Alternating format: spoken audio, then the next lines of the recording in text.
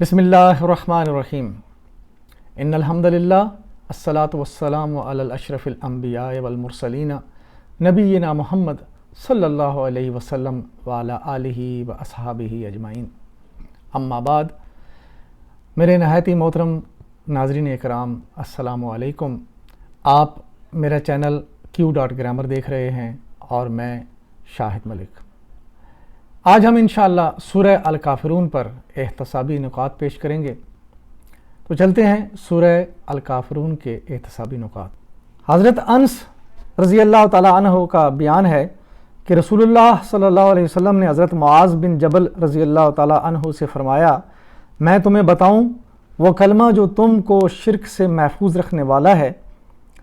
وہ یہ ہے کہ سوتے وقت قل یا ایھا الکافرون پڑھ لیا کرو۔ دوسرے مقام پر ان الفاظ کا اضافہ بھی ہے کیونکہ یہ شرک سے برات ہے۔ تو نبی اکرم صلی اللہ علیہ وسلم نے اپنے صحابہ کو جو تعلیم دی ہے اور اس کے ذریعے یہ ہم تک پہنچا ہے کہ رات کو سوتے وقت یہ سورہ جو ہے ضرور پڑھنی چاہیے، کیوں کہ اس میں شرک کی برات ہے، اور شرک کی برات جو ہے ہم سب مسلمانوں کو کرنا ہے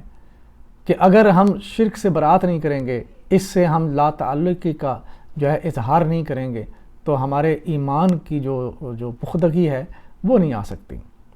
ایمان کا تقاضا ہے کہ ہمیشہ شرک سے نفرت کی جائے اور ہر لمحہ اس بات کا خیال رکھا جائے کہ کہیں جانتے ہوئے یا نہ جانتے ہوئے کہیں ہم ایسے معاملات میں جو ہے نا وہ نہ شامل ہو جائیں۔ آگے چلتے ہیں جی۔ اب ہم ذرا اپنے دل پر ہاتھ رکھ کر سوچیں کہ کیا کبھی ہمیں شرک سے برات کرنے کا خیال آیا کہ نہیں؟ یعنی کبھی ہم نے سوچا ہے کہ یہ اتنا بڑا معاملہ ہے، قرآن میں بار بار اللہ سبحانہ تعالیٰ نے شرک کے اوپر جو ہے وہ بہت زیادہ سخت آیات جو ہے نازل فرمائی ہیں۔ تو کبھی ہم نے سوچا کہ کہیں خدا نہ خواستہ ہم بھول چوک سے یا کہیں ہماری جو معاشرے کی رسومات ہیں یا ہمارے اندر جو دین کے نام پر جو مذہبی رسومات کا رواج ہے، کہیں وہ ہمیں شرک کی طرف تو نہیں لے کے جا رہے ہیں۔ یہ ہے سوچنے کا مقام۔ شرک کا معاملہ بڑا ہی نازک ہے، اس لیے اسے سمجھنے کی ضرورت ہے۔ اللہ سبحانہ تعالیٰ نے قرآن پاک میں فرمایا، ان اللہ لا یغفر ان یشرک بہ ویغفر ما دون ذلک لمن یشاء ومن یشرک باللہ فقد افتری اثما عظیما۔ اللہ بس شرک ہی کو معاف نہیں کرتا، اس کے ما سوا دوسرے جس قدر گناہ ہیں وہ جس کے لیے چاہتا ہے معاف کر دیتا ہے۔ یہ سورہ النساء کی آیت نمبر 48 ہے، اور اسی سورہ میں یہ آیت دوبارہ نازل ہوئی آیت نمبر 116 میں۔ اچھا، اس میں جو فرمایا کہ وَيَغْفِرُ مَا دُونَ ذَلِكَ لِمَن يَشَاءُ، جس قدر گناہ ہے وہ جس کے لیے چاہتا ہے معاف کر دیتا ہے، یعنی ایک تو فرمایا کہ وہ شرک کو کسی لحاظ سے معاف نہیں کرے گا، اس کے علاوہ جو بھی گناہ ہیں وہ معاف ہو جائیں گے۔ تو وہ معافی کن لوگوں کے لیے ہے؟ انشاءاللہ تفصیل میں آگے بات آ جائے گی کہ معافی کے جو لوگ ہیں حقدار وہ کون سے ہوتے ہیں اور ان کے معاملات کیا ہوتے ہیں۔ آگے فرمایا دوسری آیت مبارکہ میں، اِنَّهُ مَن يُشْرِكْ بِاللَّهِ فَقَدْ حَرَّمَ اللَّهُ عَلَيْهِ الْجَنَّةَ وَمَأْوَاهُ النَّارُ وَمَا لِلظَّالِمِينَ مِنْ أَنصَارٍ۔ جس نے اللہ کے ساتھ کسی کو شریک ٹھہرایا اس پر اللہ نے جنت حرام کر دی اور اس کا ٹھکانہ جہنم ہے، اور ایسے ظالموں کا کوئی مددگار نہیں۔ سورہ المائدہ آیت نمبر 72۔ دیکھیے اس آیت مبارکہ میں بھی اللہ سبحانہ تعالیٰ نے بڑی شدید بات جو ہے نا وہ فرمائی ہے کہ جو شرک کرے گا اس کے لیے جہنم جو ہے وہ واجب ہے اور جنت اس کے لیے حرام ہے۔ تو اس لیے جو بات ہمارے سامنے آئی کہ یہ بڑا نازک معاملہ ہے، تو اس کو بڑے ہی جو ہے وہ سیریس انداز میں لینا چاہیے۔ آگے فرمایا ایک آیت مبارکہ میں، الذین آمنوا ولم یلبسوا ایمانہم بظلم اولئک لہم الامن وہم مہتدون۔ حقیقت میں تو امن انہی کے لیے ہے اور راہ راست پر وہی ہیں جو ایمان لائے اور جنہوں نے اپنے ایمان کو ظلم کے ساتھ آلودہ نہیں کیا۔ سورہ الانعام آیت نمبر 82۔ یلبسو، لباسا، یلبسو، اور دوسرے طرح سے دوسرے باب میں لباسا یلبسو، یہ دو طرح سے آیا ہے۔ لباسا یلبسو ہو تو یہ لباس پہننا ہے، لباس کے ساتھ اس کا تعلق ہے، اور لباسا یلبسو ہے تو پھر اس کا مطلب یہ ہے کہ یہ مکس ہو جانا، گڑبڑ کر دینا، دونوں چیزوں کو آپس میں جو ہے وہ آپس میں ملا دینا، مکس کرنا۔ اس کے زمرے میں آتا ہے کہ جو لوگ ایمان کے ساتھ ظلم کو مکس کر دیتے ہیں، رلا ملا ایمان اور اس کے ساتھ ظلم، یہ دونوں مل جل کر جو ان کی زندگی گزر رہی ہوتی ہے، تو ایسے لوگوں کے لیے امن بھی نہیں ہے اور یہ لوگ ہدایت یافتہ بھی نہیں ہیں۔ اس کی تفصیل دیکھتے ہیں کہ اب ہم خود اپنا جائزہ لیں کہ کبھی ہم نے اپنے ایمان میں شرک کی ملاوٹ تو نہیں کی۔ دیکھیے بڑا جو ہے مشکل اور بہت زیادہ سینسٹیو معاملہ ہے کہ کہیں نہ چاہتے ہوئے ہمارے ایمان میں ظلم کی آمیزش تو نہیں ہو رہی، اور ظلم ہے کیا اس کو ذرا دیکھیں گے۔ یعنی اس آیت مبارکہ میں وَلَمْ يَلْبِسُوا إِيمَانَهُمْ بِظُلْمٍ، کہ جو اپنے ایمان کے ساتھ ظلم کی جو ہے وہ ملاوٹ نہیں کرتے، اس میں لم جو ہے وہ بڑا اہم ہے۔ لم کا مطلب ہوتا ہے ڈڈ ناٹ، یعنی ایبسلیوٹ جو ہے وہ نفی ہے، اس کے اندر مکمل نفی ہے۔ ماضی میں، ماضی کا جو معاملات ہیں سارے کے سارے وہ نگیٹ کرتے ہیں اس کے اندر ڈڈ ناٹ، لیکن اس کے ساتھ ساتھ آئندہ آنے والی زندگی کا بھی کلیم ہو رہا ہوتا ہے کہ نہ ماضی میں ہوا اور نہ آئندہ کبھی ہوگا، تو مکمل ماضی کی نفی ہے، اور نہ ماضی میں نہ مستقبل میں یہ پوری نفی جو ہے اس کی یہ بات ہوتی ہے۔ لم یلبسو، جس نے اپنی زندگی میں کبھی بھی کیا نہیں کیا، ملاوٹ نہیں کی، ایمانہم، ان کے ایمانوں کو، بظلم، ظلم کے ساتھ۔ تو یہاں پہ دیکھیے یہ جو فقرہ ہے کہ جنہوں نے اپنے ایمان کو ظلم کے ساتھ آلودہ نہیں کیا، اس میں لفظ ظلم سے بعض صحابہ کو غلط فہمی ہوئی تھی کہ شاید اس سے معصیت مراد ہے، یعنی اس سے اللہ کی نافرمانی، کوئی بھی گناہ کا جو کام ہے، یا نبی اکرم صلی اللہ علیہ وسلم کی نافرمانی، کسی طرح کی نافرمانی یا گناہ کے کام کو انہوں نے اس میں شامل کیا کہ شاید، اور پھر وہ پریشان ہوئے اور انہوں نے عرض کیا یا رسول اللہ یہ تو چھوٹی موٹی غلطیاں تو انسان سے ہوتی ہیں، تو کیا اگر یہ ہوتی رہیں گی تو پھر ہمارا ایمان جو ناقص رہے گا؟ تو نبی اکرم صلی اللہ علیہ وسلم نے فرمایا، اس کی تصریح فرما دی کہ دراصل یہاں پہ ظلم سے مراد شرک ہے، یعنی شرک جو ہے وہ ظلم ہے۔ اور آگے قرآن پاک میں اللہ تعالیٰ نے ارشاد فرمایا کہ ان الشرک لظلم العظیم، کہ شرک جو ہے وہ بڑا ظلم ہے، اندھیرا ہے، اور بہت بڑا یہ معاملہ ہے شرک کا۔ تو جو اپنی زندگی میں ملے جلے اعمال کرتے ہیں، یعنی توحید بھی چل رہی ہے، نمازیں بھی چل رہی ہیں، روزے بھی ہو رہے ہیں، اللہ کو ایک بھی مانتے ہیں، لیکن دوسروں کی چوکھٹ پہ جا کے مانگتے ہیں،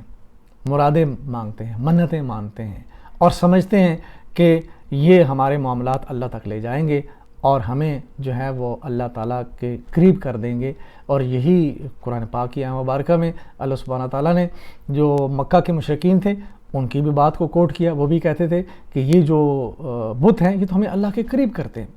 یہی تو سب سے بڑا ظلم ہے، یہی تو سب سے بڑا جو ہے وہ شرک ہے کہ اللہ سبحانہ تعالیٰ نے فرمایا کہ میں تو تمہارے شاہ رگ سے قریب ہوں، مجھ سے مانگو، ڈائریکٹ مانگو۔ تو تم اگر اللہ کو چھوڑ کر، اللہ پہ اوپر ایمان رکھتے ہوئے بھی اگر اللہ کو چھوڑ کر دوسرے لوگوں پہ تکیہ لگا کے اور ان کو حاجت روا سمجھنا اور ان سے اپنی منتیں مرادیں پوری کرنا، اضطراب میں ان کو پکارنا اور سمجھنا کہ وہ ہماری مدد کو پہنچیں گے اور ہمارے معاملات کو درست کریں گے، یہ شرک ہے۔ اور یہی وہ شرک جو ہے جس کے بارے میں فرمایا کہ وہ لوگ جو اپنی زندگی میں اپنے ایمان میں ظلم کی آمیزش نہیں کرتے، وہ ہدایت پر بھی ہیں اور وہ امن میں، دنیا میں بھی امن ہوگا ان کے لیے، اور آخرت میں بھی امن و سکون سے رہیں گے۔ تو یہ ایک کرائٹیریا اللہ سبحانہ تعالیٰ نے بتا دیا کہ اپنے ایمان میں کسی طرح کی ظلم کی آمیزش نہیں کرنا۔ آگے چلتے ہیں۔ اگر ہم سے بھول چوک میں کوئی ایسا عمل ہوا تھا تو اب کیا کریں؟ یعنی اب اگر ہمیں اس آیت مبارکہ کی سمجھ آئی اور زندگی میں پہلی بار ہم نے اس کو سنا، یا پہلے بھی سنا تو کبھی غور نہیں کیا، پڑھا تو غور نہیں کیا، تو آج اگر ہم غور کریں گے اور اپنی زندگی کو دیکھیں کہ ہمارے معاملات میں اگر کوئی ایسا معاملہ ہو چکا ہے تو کیا کریں، کیا ہوگا؟ کیونکہ اللہ تعالیٰ نے تو فرما دیا کہ ظلم جو ہے وہ، یا جو شرک ہے وہ معاف نہیں ہے، ناقابل معافی ہے، تو پھر اس کی معافی کیسے ہوگی؟ دیکھیں، بھول چوک سے ہونے والے گناہ اللہ معاف کر دیتا ہے، اور معافی موت کے آنے سے پہلے ہی قابل قبول ہے۔ یعنی جب موت جو ہے وہ قریب آ جائے اور سانس گلے میں اٹک جائے، اس وقت تک آپ کے لیے جو ہے نا وہ توبہ کا دروازہ کھلا ہے، آپ توبہ کر سکتے ہیں مرنے سے پہلے آخری لمحے پر بھی، تو اللہ سبحانہ تعالیٰ جو ہے وہ معاف کرنے والا ہے۔ یہ دیکھیے سورہ النساء کی آیت نمبر 17 ہے، انما التوبۃ علی اللہ للذین یعملون السوء بجہالۃ ثم یتوبون من قریب فاولئک یتوب اللہ علیہم وکان اللہ علیما حکیما۔ ہاں، یہ جان لو کہ اللہ پر توبہ کی قبولیت کا حق انہی لوگوں کے لیے ہے جو نادانی کی وجہ سے کوئی برا فعل کر گزرتے ہیں اور اس کے بعد جلد ہی توبہ کر لیتے ہیں۔ ایسے لوگوں پر اللہ اپنی نظر عنایت سے پھر متوجہ ہوتا ہے، اور اللہ ساری باتوں کی خبر رکھنے والا اور حکیم و دانا ہے۔ اس آیت مبارکہ میں یہ جو لفظ استعمال ہوا ہے بے جہالتن، یعنی جہالت کی وجہ سے اگر کوئی یہ عمل کر بیٹھا، کوئی غلطی کوتاہی کر بیٹھا، جہالت کی وجہ سے۔ جہالت کیا ہے؟ یعنی ایک طرف ایمان ہے، دوسری طرف جہالت ہے۔ ایمان آنے سے پہلے، اسلام آنے سے پہلے، قرآن کے جو تعلیمات ہیں وہ آنے سے پہلے دنیا جہالت میں تھی، اور جہالت جو ہے وہ اندھیرا ہے، اور جہالت جو ہے وہ علم سے دوری ہے۔ تو جہالت کو ختم کرنے کے لیے اللہ سبحانہ تعالیٰ نے اپنا کلام عظیم نازل فرمایا، اپنے انبیاء کو مبعوث فرمایا تاکہ دنیا سے تاریکی اور جہالت ختم ہو۔ تو یہ جہالت وہ ہے کہ انسان غفلت اور ناعلمی کی وجہ سے اگر کوئی ایسا عمل کر بیٹھے اور اسے احساس ہو جائے کہ وہ غلط کام کر رہا تھا، تو فوری طور پر اگر وہ اللہ تعالیٰ سے رجوع کر لے اور اپنی گناہوں سے توبہ جو ہے وہ اللہ سے مانگ لے، تو اللہ تعالیٰ ایسے لوگوں کو بخشتا ہے، ان کے گناہوں کو معاف کر دیتا ہے۔ یعنی وہ جو اللہ سبحانہ تعالیٰ نے پچھلی آیت میں نے آپ سے عرض کیا تھا کہ اللہ ایک شرک کو کبھی معاف نہیں کرتا، لیکن اس کے علاوہ سارے کے سارے گناہ جو معاف ہو سکتے ہیں، وہ کون سے ہیں؟ اگر اس میں شرک بھی جو ہے اگر جان بوجھ کر بھی ہو رہا ہے، لیکن سچے دل سے معافی مانگ لی جائے اور پھر اس کے بعد اپنا طرز عمل درست کر لیا جائے، تو اللہ تعالیٰ معافی کو قبول کرتا ہے اور ان کے گناہوں کو جو ہے نیکیوں میں بدل دیتا ہے۔ جی، یہ اللہ سبحانہ تعالیٰ کا جو ہے وہ ایک اپنے بندے کے ساتھ معاملہ ہوتا ہے۔ لیکن بندہ اگر اللہ تعالیٰ کو اپنا رب مانے اور وحدہ لا شریک مانے اور شرک سے ہمیشہ جو ہے وہ بچتا رہے اور اس کے لیے جو ہے ہر لمحہ اپنے اعمال کو دیکھتا رہے، تو پھر اللہ سبحانہ تعالیٰ ایسے لوگوں کے چھوٹے موٹے گناہوں کو معاف فرما دیتا ہے۔ اور ہم آخر میں اللہ سبحانہ تعالیٰ سے یہی دعا کریں گے کہ اللہ تعالیٰ ہدایت جو ہے وہ ہمیں قرآن سے لینے کی توفیق عطا فرما۔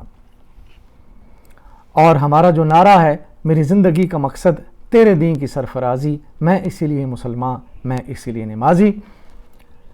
دوستو، میرے عزیزوں، میرے بھائیوں، آج کی جو بات ہمارے سامنے آئی ہے وہ بڑی ہی اہم ہے کہ ہمیں اگر اللہ سبحانہ تعالیٰ کے دین کو سربلند کرنا ہے، اور اگر ہمیں اللہ سبحانہ تعالیٰ نے یہ توفیق بخشی ہے کہ ہم اس کے لیے کھڑے ہوں، تو پورے کے پورے قرآن کی جو تعلیم ہے وہ اس کا نچوڑ یہی ہے کہ لوگوں کو اپنے رب کے ساتھ جو ہے وہ جوڑا جائے، لوگوں کو اللہ تعالیٰ کی پہچان کروائی جائے، اور اللہ تعالیٰ کے جو معاملات ہیں اس دنیا کے بعد جو نئی دنیا آئے گی وہ کتنے سخت ہیں، کتنی مشکل جو ہے وہ ہماری زندگی کی جو پیشی ہونی ہے وہ معاملہ کتنا سخت ہوگا، اس کے بارے میں لوگوں کو آگاہ کریں۔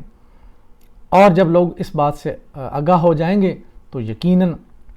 ان کی زندگی بدلے گی اور وہ دین پر قائم ہوں گے، معاشرہ سدھرے گا، اس سے امن آئے گا، اور پھر ایک وہ معاشرہ بنے گا جس کے بارے میں جو ہے وہ نعرے لگائے جاتے ہیں جی کہ ہم مدینہ کی بستی قائم کریں گے، وہ تبھی ہوگی کہ جب اس کے لیے تعلیم کو عام کیا جائے۔ تو ہم نے ایک چھوٹی سی کوشش کو یہ جو ہے جاری کیا ہے کہ لوگوں تک اللہ تعالیٰ کے کلام کو سہل انداز میں پہنچایا جائے، اور جو ہمارے معاشرے میں اس طرح کے مسائل جو ہے وہ دین سے دوری اور ایمان کے اندر ظلم کی جو آمیزش ہو چکی ہے، اور یہ جو ملا جلا معاملات چل رہا ہے، اس کو لوگوں پر آگاہ کیا جائے، اور اصل حقیقت قرآن سے لوگوں پر واضح کی جائے، اور لوگوں کو خود اس قابل کیا جائے کہ وہ قرآن کو خود سے سمجھیں، قرآن کی گرامر کو سمجھ کر خود یہ اندازہ لگائیں کہ ہمیں کس طرح دھوکہ دیا جاتا ہے، اور قرآن کے نام پر اور دین کے نام پر ہم سے جو ہے کیسے کیسے اعمال کروائے جاتے ہیں، صرف اپنی روزی روٹی کمانے کے لیے لوگوں نے پوری امت کو جو ہے وہ اپنے پیچھے لگا کے غلط راستوں پہ لگا دیا ہے۔ تو اللہ سبحانہ تعالیٰ سے دعا ہے کہ اللہ تعالیٰ نے ہمیں اس کام کے لیے چنا، تو اللہ تعالیٰ اس کام کو قبول کرے ہم سے، اور ہمارے لیے صدقہ جاریہ بنے، اور جو لوگ اس کو دیکھ کر لوگوں تک پہنچائیں وہ بھی اللہ تعالیٰ ان کو بھی یہ توفیق دے، اور ان کے لیے بھی صدقہ جاریہ بنے اور باعث جنت بن جائے۔ وآخر دعوانا ان الحمد للہ رب العالمین، والصلاۃ والسلام علی رسولہ الکریم، جزاکم اللہ خیرا۔